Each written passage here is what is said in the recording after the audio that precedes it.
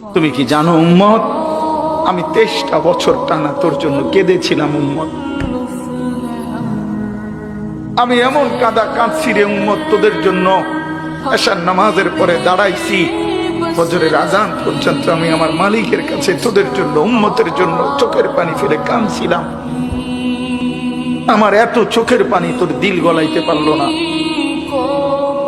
আমি তায়েফের পাথরের আঘাতে আমার পিঠটা চালনির মতো ছিদ্র ছিদ্র হয়ে গেছে রক্তে।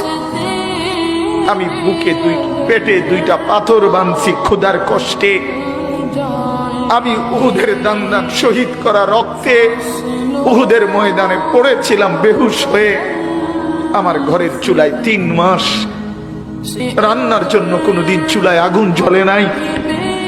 আমার এত চোখের পানি, এত রক্ত, এত ক্ষুধার কষ্ট, কিছুই তোর মন গলাইতে পারলো না, তোরে সেজদা দিতে পারলো না।